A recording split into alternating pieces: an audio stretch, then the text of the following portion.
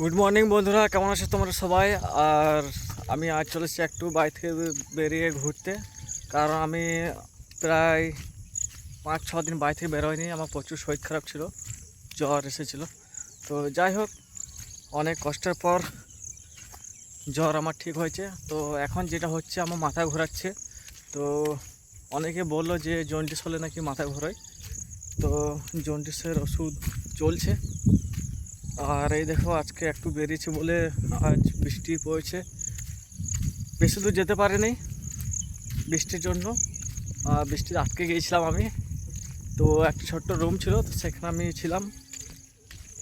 তো এখন বৃষ্টি ছেড়ে গিয়েছে, তো এখন আমি বাইক চললাম।